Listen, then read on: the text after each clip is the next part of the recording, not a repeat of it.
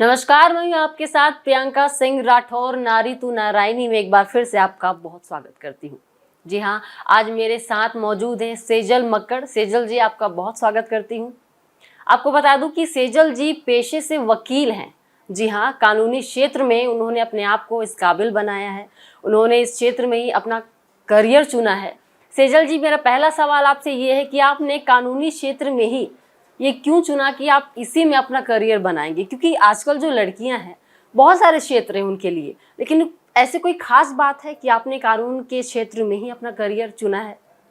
देखिए, ख़ास बात इसमें सबसे बड़ी ये है कि मेरे 10th बोर्ड्स के बाद मैं बहुत ज़्यादा कंफ्यूज थी कि मुझे कौन सी स्ट्रीम चूज़ करनी है। बट लकीली मेरे पापा ने पहले ही ऐसा चूज़ किया था कि मुझे कानूनी क्षेत्र में जाना चाहिए, क्योंकि उन्हें ये दिखता था कि मैं शायद इस फील्ड में काफ़ी अच्छा कर सकती हूँ। तो मुझे कानूनी क्षेत्र में आने के लिए ज़्यादा सोचना, समझना या किसी की राय की ज़रूरत नहीं पड़ी, क्योंकि इसमें मेरा सबसे बड़ा सपोर्ट मेरे पिताजी ही थे और उन्होंने ही मुझे आज तक सब कुछ सिखाया, समझाया है कि मुझे कैसे इस फील्ड में आगे बढ़ना है। जी, तो जैसा आपने कहा कि आपके पापा ने आपको सपोर्ट किया है, तो कानून के क्षेत्र में हम सभी की कोई ना कोई प्रेरणा होते हैं, जिससे हम इंस्पायर होते हैं। तो आपकी लाइफ में ऐसा कोई है जिससे आप इंस्पायर हुई हो कि नहीं, मुझे भी इसके जैसा बनना है, मुझे भी इनके जैसा लॉयर बनना है, ऐसा कोई व्यक्ति? ऐसा कोई पर्टिकुलर व्यक्ति मैं अगर कहूँ तो वकालत जो है वो बहुत ही एक्सपैंडेड फील्ड है। तो इसमें अगर मैं कहूँ तो इसमें हम किसी एक इंसान को अगर अपना रोल मॉडल लेके चलेंगे तो हम अपने आप को बहुत ज़्यादा कॉन्ट्राडिक्ट कर देंगे कि हम सिर्फ एक ही फील्ड में जा रहे हैं। जैसा कि हम देखेंगे कि वकालत में क्रिमिनल, सिविल, या अब देख रहे हैं तो मीडिएशन, आर्बिट्रेशन, बहुत सारी फील्ड्स हैं। तो मुझे ऐसा लगता है कि मैं बस डे टू डे अपने आप को बेटर बनाती जाऊँ तो शायद मैं काफ़ी आगे जा सकती हूँ। देखिए, ये बिल्कुल सही कहा आपने, क्योंकि इंसान सीखते रहता है जीवन भर। कभी उसको खुद को ये नहीं समझना चाहिए कि मुझे सब कुछ आ गया है, अब मेरे पास सीखने के लिए कुछ भी नहीं है।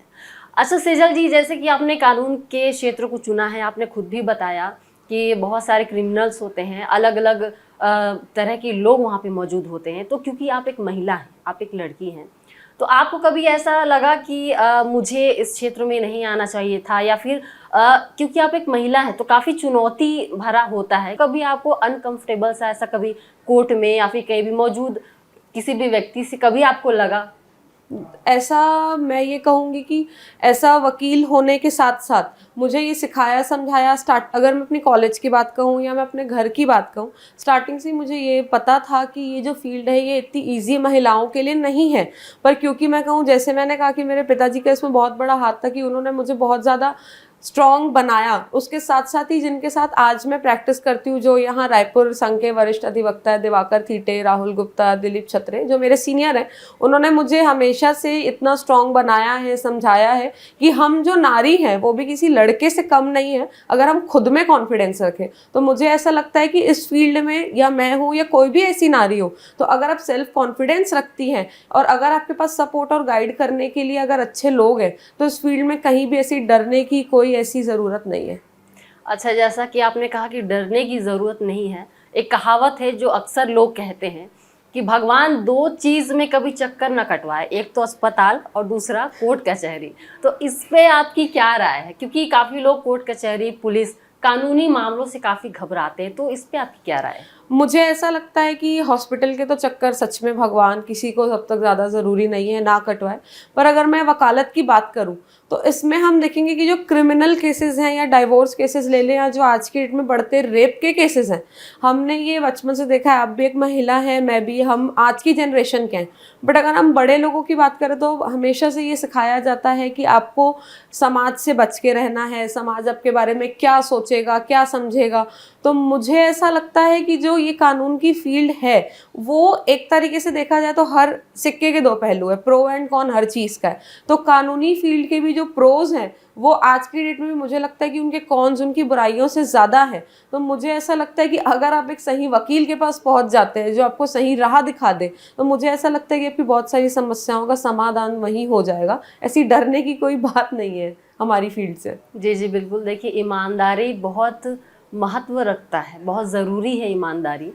और एक कहा जाए, ये जो फैला हुआ है डर लोगों में कानून को लेके, पुलिस को लेके, तो जैसा कि सेजल जी ने कहा, मैं भी आपको कहना चाहती हूँ कि कानून आपकी सुरक्षा के लिए है, आप बिल्कुल भी मत घबराइए, ये आपके लिए ही है, आपके लिए ही, जनता के लिए ही काम करते हैं। तो सेजल जी, मैं एक और सवाल आपसे ये करना चाहूँगी कि आपको कभी आपके लाइफ में, क्योंकि आप एक वकील हैं, तो कोई ऐसा केस आया जो आपको बहुत ज़्यादा प्रभाव डाला है आपके ऊपर, कि ये केस बहुत ख़ास था, आपको उसको सॉल्व करने में भी बहुत ज़्यादा मज़ा आया हो? मेरी जो इंटरेस्ट की फील्ड है वो तो आर्बिट्रेशन है। तो आर्बिट्रेशन एक ऐसी फील्ड है जिसमें हम ज़्यादातर कॉमर्शियल या कंपनी से रिलेटेड या इंडस्ट्री से रिलेटेड मैटर्स देखते हैं। उसमें रिसर्च में तो काफ़ी मज़ा आता है, पर अगर देखिए जिसने मुझ पे इम्पैक्ट डाला हो, क्योंकि मैं अभी तक शादीशुदा नहीं हूँ तो मुझे नहीं पता कि शादी के बाद के एक्सपीरियंसेस ये क्या डिफ़िकल्टीज से हमको जाना पड़ता है। पर जो सबसे ज़्यादा मुझे शॉकिंग लगते हैं वो दो तरीके के केसेस हैं, एक तो रेप के और एक डाइवोर्स के। क्योंकि मैं ये देख रही हूँ कि डाइवोर्स लेने के लिए, जहाँ तक हम पहले बोलते थे कि लड़के जो है वो लड़कियों से पीछा छुड़ाने के लिए या उनका फिजिकली फ़ायदा उठाने के बाद उनसे पीछा छुड़ाते हैं, आज के समाज में ये हम देखेंगे कि लड़कियाँ भी कहीं ना कहीं लड़कों से बाहर में एक्स्ट्रा मैरिटल अफेयर हो, तो लड़के भी आजकल की डेट में बहुत त्रस्त है। तो जब मैं खुद एक लड़की होने के बाद ये बाहर देखती हूँ कि आज के समाज में जो हमारे ही ज़माने की जो लड़कियां हैं वो क्या कर रही हैं और किस तरीके से वो अपनी गृहस्थी चलाना चाह रही हैं, तोड़ रही हैं, तो एक बहुत बड़ा इम्पैक्ट डालता है मेरे मन में। आपको कभी क्रिमिनल्स या फिर ये जो हटके केस है, जैसा कि आपने कहा कि रेप केस है, तो आपने कभी ऐसा कोई केस हैंडल किया है और कैसे किया आपने, और आपके लिए कितना चुनौतीपूर्ण रहा ये केस? देखिए, रेप के केस में सबसे ज़्यादा डिफ़िकल्ट तो ये समझना है कि एक्चुअल में रेप हुआ भी है कि नहीं। क्योंकि मैं जिनके साथ प्रैक्टिस कर रही हूँ उनकी क्रिमिनल की प्रैक्टिस काफ़ी बहुत पुरानी है और वो काफ़ी समय से ऐसे केसेस देखते आ रहे हैं। तो मुझे ये सीखने को मिला है कि जब से पहले जो अगर हमको ये कोई भी केस अगर सॉल्व करना है तो ये हमारे लिए बहुत ज़रूरी है कि हम ये समझें कि एक्चुअल में वो क्राइम हुआ है कि नहीं हुआ है। तो वो अगर हम समझ जाएँ तो वो बहुत ही आसान हो जाता है। पर क्योंकि ऐसी कहानियाँ बनाई जाती हैं किसी भी एक इंसिडेंट को बोले तो रेप दिखाने के लिए, तो वो समझना भी एक बहुत डिफिकल्ट टास्क है। तो हमारी जो अधिवक्ताओं की जो चुनौती है वो वही है कि जो क्रिमिनल है, क्योंकि मैं एक प्राइवेट एडवोकेट हूँ, गवर्नमेंट नहीं, तो मेरे पास मुजरिम जो होते हैं जिनके खिलाफ केस फाइल हुए होते हैं वो ही आते हैं। तो ये बहुत मुश्किल हो जाता है समझना कि एक्चुअल में उनकी कोई गलती है भी या नहीं है, तो वो एक चुनौती रहती है। जी जी बिल्कुल सेजल। अब क्योंकि आप एक महिला हैं, तो आपकी फैमिली से आपको कितना सपोर्ट मिला? जैसा कि आपने बताया आपके फादर ने आपको काफ़ी सपोर्ट दिया है, बट फैमिली से क्या होता है एक लड़की को कि तुम शादी कर लो या तो कोई ऐसा काम करो जिसमें तुम 6 बजे से पहले घर आ जाओ, है ना, 9 से 6 की जो जॉब होती है तुम वो करो और घर आ जाओ, और जिसमें कोई रिस्क ना हो। उसके बावजूद आपने LLB कानूनी क्षेत्र में अपना जो है करियर बनाने के लिए सोचा, तो कोई तो होगा जो इसका विरोध किया होगा, क्योंकि अक्सर ये महिलाओं के साथ होता ही है। तो आपकी लाइफ में ऐसा कोई है? ऐसे किसी का पर्टिकुलर नाम तो ऐसे अब लेना अब क्या ही चाहेंगे, बट हाँ हमको भी ये पता है कि जो हमारे आसपास समाज है, जो समाज के लोग हैं इन टोटल, सबको ही ये डिफ़िकल्टी मुझे नहीं पता क्यों आती है। जैसे कि मैंने कहा कि मेरे माँ बाप, मेरे पेरेंट्स, मम्मी ने, पापा ने हमेशा से ही मुझे, आज जो मेरी एज है, अगर हम नॉर्मल समाज के हिसाब से देखें तो सबके हिसाब से ये हो जाता है कि भाई मेरी शादी की उम्र निकलती जा रही है। तो मुझे ये समझने में बहुत ही ज़्यादा डिफ़िकल्टी होती है कि जब मेरे मॉम डैड को ये दिक्कत है ही नहीं कि मैं अब काम कर रही हूँ या मैं किस फील्ड में हूँ, तो मुझे ये लगता है कि समाज को भी ये दिक्कत नहीं होनी चाहिए। सिर्फ मेरे लिए नहीं, ये हर उस लड़की के लिए चुनौती भरा रहता है कि हम जैसे कि मेरे माँ बाप मुझे बहुत सपोर्ट करते हैं। मेरे पेरेंट्स ने मुझे कभी ये रोका नहीं कि आप अब शादी कर लो, आपको किसी बड़े घर में शादी करके जाना है, नहीं। पेरेंट्स ने मुझे हमेशा से यही सिखाया कि आपको सेल्फ सफिशिएंट बनना है, लड़कियां भी बहुत आगे जा सकती है। पर जब समाज से ये बातें सुनने को मिलती है कि आपकी लड़की की उम्र हो रही है, आपकी लड़की को शादी कर लेनी चाहिए, तो मुझे ऐसा लगता है वो कहीं ना कहीं मेरे पेरेंट्स के ऊपर भी एक दबाव बनता है कि हमारी लड़की जो है वो अब तक घर में बैठी है। तो मुझे ऐसा लगता है कि किसी पर्टिकुलर व्यक्ति का तो नाम नहीं ही लेना चाहूँगी मैं, बट मुझे ऐसा लगता है कि समाज इन टोटल ही इस चीज़ का बहुत बड़ा एक एक बैक्टीरिया की तरह वो फैल रहे हैं कि आप अपनी लड़की की शादी करो। मुझे ऐसा लगता है कि इंटरफेरेंस आज के ज़माने में बहुत ही ज़्यादा स्ट्रेसफुल और प्रेशराइज करता है किसी के भी दिमाग को। जी जी बिल्कुल बिल्कुल सही कहा आपने सेजल। लेकिन आपको क्या लगता है कि पहले और अभी के ज़माने में, क्योंकि 90s की मैं आपसे बात करूँगी और 2024 अभी चल रहा है, 20 से पहले की भी बात करूँगी, तो तब और अब महिलाओं के लिए समाज कितना बदला है आपके हिसाब से? आपकी क्या राय है? आपने क्या कुछ खास देखा है इसमें? मैंने खास ये देखा है कि पहले हम ये देखते थे कि जो हमारे माता पिता होते थे, मैं ये नहीं कहूँगी कि आज भी सारे माता पिता बहुत ज़्यादा सपोर्ट, मुझे ऐसा लगता है कि सबको नहीं मिलता है आज की डेट में भी। मैंने बस ये देखा है कि आज की डेट में बहुत सारे माता पिता खुद भी ऐसे हैं समाज में जो अपनी लड़कियों को आगे बढ़ाना चाहते हैं, और मुझे ऐसा लगता है कि समाज में ये चेंज है कि आज की डेट में लड़कियों को भी उनका हक दिलाने के लिए समाज खड़ा है। और मुझे ये लगता है कि जो हम शादी के बाद एडजस्टमेंट की बात करते हैं कि एक लड़की को एडजस्टमेंट करना चाहिए, तो वो जो एडजस्टमेंट है, मुझे ये लगता है कि आज के डेट में समाज अपने बेटों को भी सिखा रहा है कि अगर लड़की अपना घर छोड़ के आ रही है तो आपको भी उनके हिसाब से थोड़ा एडजस्टमेंट करना चाहिए। तो मुझे ऐसा लगता है कि लड़कियों के राइट्स, उनके हित, उनकी मन की बातों की आज वैल्यू होने लगी है, अगर हम पास्ट टेंस में जाके देखें तो। जी जी बिल्कुल। सेजल, आप महिलाओं को क्या संदेश देना चाहेंगी उनके करियर को लेके, उनकी लाइफ को लेके? क्योंकि देखिए ज़्यादातर महिलाएं आज भी ऐसी हैं कि परिवारों की उलझनों में उलझ के वो कहीं खुद को कहीं खो दे रही हैं। अगर उनके कुछ सपने हैं भी, शादी से पहले जो अगर कुछ सपने रहे भी हैं, तो क्योंकि बच्चों को देखना है, फैमिली को देखना है, हस्बैंड को देखना है, वो अपने खुद के सपनों को भूल जाती हैं। तो आप उनके लिए क्या संदेश देना चाहेंगी? मैं ये बोलूँगी कि मैं ये तो नहीं जानती है, ये तो नहीं समझती कि सारी महिलाओं की सिचुएशंस एक सी हैं। कोई गांव से हैं, किन्हीं के घर में आर्थिक समस्याएं हैं, पर मैं ये ज़रूर कहूँगी कि आज की तारीख में भले समाज कितना भी बोले, मुझे ये पता है कि फेमिनिज्म का भी आजकल बहुत गलत यूज़ बहुत सी लड़कियां कर रही हैं। फेमिनिज्म का मतलब ये नहीं है कि आप सिर्फ अपनी चलाओ, अपने हिसाब से घर चलाओ। फेमिनिज्म का मतलब ये है कि जो राइट्स आपको आज तक नहीं मिले थे, अगर वो मिल रहे हैं तो उनका सही तरीके से इस्तेमाल करो। तो मैं बस यही कहना चाहूँगी कि अगर आप अपने सपनों के लिए खड़ी हैं ना, तो कोई आपको रोक नहीं सकता। बस आपको खड़े होने के साथ साथ ये समझना पड़ेगा कि आप अपने राइट्स का गलत इस्तेमाल ना करें, और जितनी आपको घर वालों से या जितनी आपको परमिशन है, या मैं बोलूँगी कि जितनी आपको एक तरीके से आपको समझा जा रहा है, तो आप भी समाज को या अपने घर वालों को, समाज की तो छोड़ दीजिए, अपने घर वालों को अगर आप समझ के चलेंगे, बस अपने सपनों की ओर अगर आप कदम बढ़ाएंगे, तो रास्ते खुद से ही खुलते जाएंगे, और आप एक ना एक दिन कहीं ना कहीं तो पहुंच ही जाएंगे जहां पहुंच के आपको लगेगा कि आपने अपने सपनों की सोच के बहुत अच्छा किया। और मैं ये भी बोलूँगी कि मुझे पता है कि बच्चे पैदा करना और शादी करना ये बहुत बड़ा प्रेशर है, बट मैं ये बोलूँगी कि एक उम्र तक, मैं ये नहीं बोलूँगी कि 30, 32, 35 साल तक जो आजकल लड़कियां शादी नहीं कर रही है वो भी कहीं ना कहीं गलत है, पर एक उम्र तक आप अपने अगर सपनों की तरफ ध्यान दे दे, अगर आप अपने सपनों की तरफ आगे बढ़ जाएं, तो आप लाइफ टाइम अपने आप पे प्राउड फील करेंगे और अपने पेरेंट्स को भी प्राउड फील करवा सकते हैं। एक और सवाल मेरा है आपसे सेजल जी, जैसे कि आपने बताया कि आपकी जो फैमिली है काफ़ी सपोर्टिव है, आप बहुत अच्छे से आगे बढ़ रही हैं, कोई रोक टोक नहीं है, लेकिन ऐसा भी है कि अगर आपकी शादी हो जाती है, इनकी शादी के बाद अगर आपको सपोर्ट नहीं मिलता है, तो आप इन चुनौतियों का किस तरह से सामना करेंगी? देखिए, ये बहुत डरा देने वाला सवाल है, क्योंकि अब तक मैंने सिचुएशन का कभी भी सामना नहीं किया है। पर अगर मैं ये कहूँ कि अगर मुझे ऐसा परिवार मिलता है, जो कि भगवान से कृपा है कि अगर ना ही मिले, तो अगर मुझे ऐसा परिवार मिलता है, तो मुझे ऐसा लगता है कि कहीं ना कहीं उनके भी घर में बेटियां हैं, और अगर उनके घर में बेटियां नहीं भी हैं तो वो भी किसी की बेटी हैं।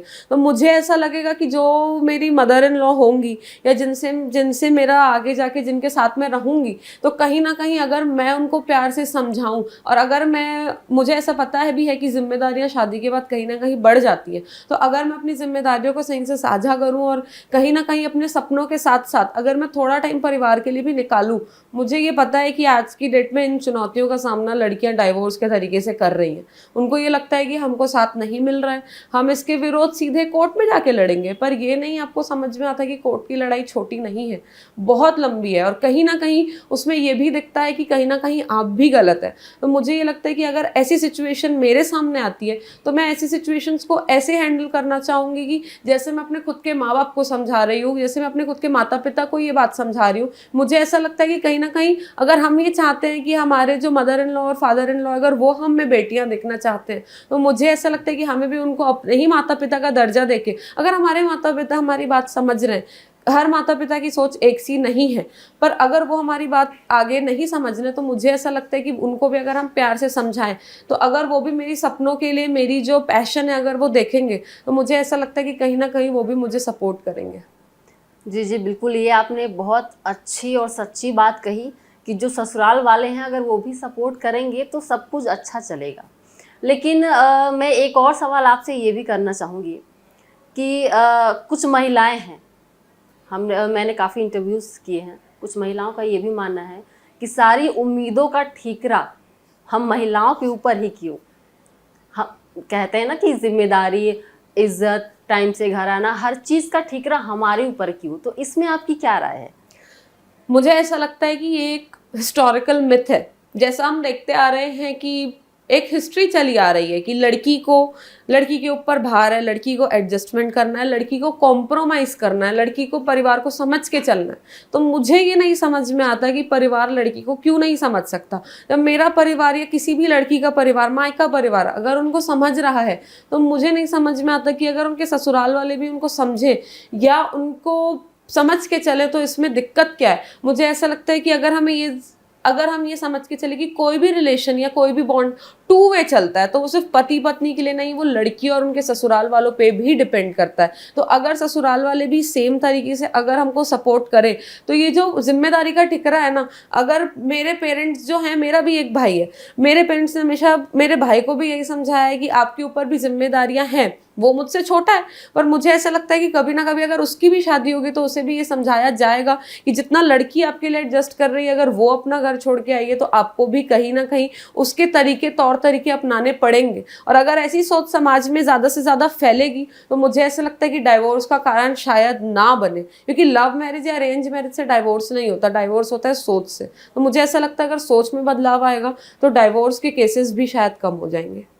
जी जी बिल्कुल सेजल, लेकिन जैसा कि आप कह रहे हैं कि सोच में बदलाव आए, तो ये किस तरह से किया जा सकता है, खास करके कानूनी क्षेत्र की ओर से, उसके द्वारा किस तरह से किया जा सकता है ये? मुझे ऐसा लगता है कि कानूनी क्षेत्र में अगर हम देखेंगे तो हम तो लॉ बना सकते हैं। तो हम ये तो नहीं बोलेंगे कि अगर लड़का आपकी बात नहीं सुन रहा है, आपके ससुराल वाले, तो उनको जेल में डाल दो। मुझे ऐसा लगता है कि इसकी ज़रूरत एजुकेशन फील्ड में, मुझे ऐसा लगता है कि जो लड़कियों को उनकी ड्यूटीज़ के बारे में समझाया जाता है, पढ़ाया जाता है, तो ये जो है हम बदलाव कहते हैं ना, बूंद बूंद से सागर बनता है। तो अगर हर परिवार अगर अपने बच्चों को, अपने घर के बेटों को ये समझाए, लड़कियों को तो हम समझाते ही हैं कि आप कपड़े सही से पहने, ये मैं भी कहीं ना कहीं मानती हूँ कि आपको एक जगह और माहौल देखकर अपने कपड़े चुनने चाहिए। पर अगर हम ये अपने घर के बेटों को भी कहीं ना कहीं समझाएं कि आप भी अपनी नज़रें थोड़ी संभाल के रखें, तो मुझे ऐसा लगता है कि अगर दोनों तरीके से बदलाव आएगा तो मुझे ऐसा लगता है कि सोच में बदलाव आने से बहुत बड़ा फर्क पड़ता है। पर इसमें कानूनी फील्ड का जो एक रिलेशन हम बोलेंगे वो तो कहीं ना कहीं न्याय दिलवाने का होता है। मुझे ऐसा लगता है कि हर चीज़ में अगर हम न्याय दिलवाने के लिए कोर्ट आ जाएंगे तो फैमिली इंस्टीट्यूशन हम मानते हैं, एक इंडियन जो हमारी सोसाइटी है, उसका महत्व कहीं रह ही नहीं जाएगा। सेजल जी, एक और सवाल है मेरा आपसे, आपको क्या लगता है कि महिलाओं को पुरुषों के उसमें समानता में अधिकार मिल रहा है अभी भी? और क्योंकि महिलाओं को जिस तरह से अधिकार चाहिए, महिलाएं नहीं बोलूँगी, मैक्सिमम जो लड़कियां हैं उनका ये कहना है, टीनेजर लड़कियां हैं, कि अगर लड़के रात को घर देर से आते हैं तो हम क्यों नहीं आ सकते। इस चीज़ में उनको समानता चाहिए, तो इसमें आपकी क्या राय है? मुझे ऐसा लगता है कि भगवान ने जो प्रकृति बनाई है, आप लड़के देखिए, प्रेगनेंसी का टिकरा हम लड़कों पे नहीं फोड़ सकते। एक बात है, लड़कियां आज की डेट में अगर हम रात को आने की बात तो दूर की है, ये तो फिर भी चलो ठीक है, एक हो सकता है कि इसमें हम कंडीशंस लगा दे कि लड़की घूम रही है once in a while, safe लोगों के साथ है, घर वालों के साथ है, तो ठीक है। पर इसके अलावा भी अगर हम देखें तो लड़कियां आज की डेट में कहती हैं कि अगर लड़कियां प्रेग्नेंट हैं तो हमें 9 महीना बच्चा रखना है अपने पेट में। मुझे ये नहीं समझ में आता कि अब समाज में जो हम बोलेंगे कि साइकोलॉजिकल, सोसाइटियल, बायोलॉजिकल, ये सारे चेंजेस में अगर हम बोलें तो बायोलॉजिकल चेंजेस लाना तो असंभव है। तो मुझे ये जो मैंने स्टार्टिंग में बात की कि फेमिनिज्म जो वर्ड है, फेमिनिज्म का जो मतलब है वो बहुत ही गलत तरीके से ले जाया जा रहा है। जो हम आज की, जो मुझसे भी जो छोटी लड़कियां हैं, जो 17-18 साल की लड़कियां, जो आज हम वर्ड यूज करते हैं जेनजी, तो वो जो जेनजी जनरेशन है ना, उनको ये लगता है कि फेमिनिज्म का मतलब ये है कि जो लड़के कर रहे हैं वो हम भी करें। तो लड़कियों को ये भी समझना पड़ेगा कि जितना आपके ऊपर, जितना आपको बोला जाता है कि आपको ये करना है, वो करना है, आपको भी ये समझना चाहिए कि अगर आप आपकी किसी लड़के से शादी हो रही है, अगर वो कमाएगा नहीं तो शायद आपके घर वाले भी उस लड़के को आपको सौंपेंगे नहीं। तो आपके ऊपर अगर अलग तरीके का प्रेशर है तो लड़कों पे अलग तरीके का प्रेशर है। तो लड़कियां अगर ये समझती हैं कि लड़के जो हैं वो हर तरीके से एंजॉय कर रहे हैं या कुछ भी, तो हम लड़कियों के लिए ये समझना डिफिकल्ट है कि उनके ऊपर क्या साइकोलॉजिकल प्रेशर है, सेम उधर से है। तो मुझे ऐसा लगता है कि ये जो सोच है कि हमें रात को लेट से घर आना या जो भी, तो जो एक दायरे बने हुए हैं अगर हम उनको तोड़ने के बारे में ना सोचे एक पॉइंट तक, तो मुझे ऐसा लगता है कि सोसाइटी में बैलेंस बना रहेगा। जी जी बिल्कुल, जैसा कि सेजल जी ने कहा है कि देखिए प्रेशर दोनों में होता है, फिर वो महिला हो या फिर पुरुष हो। और मॉडर्न सोच का ये मतलब नहीं है कि छोटे कपड़े या फिर आवारागर्दी करना है। देखिए खुल के बात होती है DA न्यूज़ प्लस में, नारी तू नारायणी में बिल्कुल खुल के बात होती है। मैं आपको ये समझाना चाहूँगी कि मॉडर्न सोच का मतलब ये सरासर गलत है कि छोटे कपड़े और आवारागर्दी। मॉडर्न हमारी सोच में होनी चाहिए, हमारी मानसिकता में होनी चाहिए। जी बिल्कुल सेजल जी, आपको क्या लगता है? मैंने जो ये कहा, जो आजकल मॉडर्न जो वर्ड है, मॉडर्न वर्ड बोलते ही हमारा एक माइंडसेट हो जाता है कि लड़कियां जो है छोटे कपड़े पहनेंगी, रात को घर लेट से आएंगी। तो मेरा ये मानना है कि मॉडर्न हमारी मानसिकता में होना चाहिए। इसमें आपकी क्या राय है? मॉडर्न अगर हमारी मानसिकता में है तो उस पर भी डिपेंड करता है कि हम किस लेवल का मॉडर्न होना चाह रहे हैं। जैसे कि हम देखते हैं कि हम खुद ही ये बोलते हैं कि भले ही हम भारत में आज निवास कर रहे हैं, हम भारत निवासी हैं, हम यहाँ के सिटीजन हैं, पर अगर हम देखें तो जितने रेप केसेस इंडिया में रजिस्टर हो रहे हैं, भले ही वो फेक हो, भले ही उसमें से 50 या 60% फेक हो, बट जितने केसेस इंडिया में रजिस्टर हो रहे हैं, क्या दूसरी कंट्रीज में उतने हो रहे हैं? तो हमें ये समझना है कि हम जिस जगह पे हैं हमें उसके भी तौर तरीके कहीं ना कहीं अपनाने होंगे। अगर हम रायपुर शहर में रह के ये बात करेंगे कि हम बिकनी पहन के रात को घूम रहे हैं, तो मुझे ऐसा लगता है कि कहीं ना कहीं अगर आपको लोग बोल रहे हैं कि आप ये गलत कर रहे हैं, और अगर आप बोलेंगे कि सोच में मॉडर्निटी चाहिए, तो मुझे ऐसा लगता है कि सोच में मॉडर्निटी नहीं, आपकी सोच में खराबी है, क्योंकि आप जगह की संतुलन को समझ ही नहीं पा रहे हैं। तो इसी से मुझे समझ में आता है कि मॉडर्निटी सोच में और गंदी सोच में बहुत बड़ा डिफरेंस है, जो आज की जेनजी जनरेशन या टीनेज लड़कियां वो समझना भूल गई है। जी जी बिल्कुल, जैसा कि सेजल जी ने कहा है कि ये जो फैशन है, फैशन ढके कपड़ों के साथ भी हो सकता है। और प्रेशर ये जो होता है कि नहीं, पुरुषों से ज़्यादा हम महिलाएं झेलती हैं, जैसा कि सेजल जी ने कहा, ऐसा नहीं है। पुरुष भी अपने जगह पर उतना ही झेलते हैं, हम महिलाएं भी अपने जगह पर उतना ही झेलते हैं। हम अपने अपने जगह पर उतना ही खुश और उतने ही परेशान भी होते हैं। इसी के साथ मुझे दीजिए इजाज़त। नमस्कार।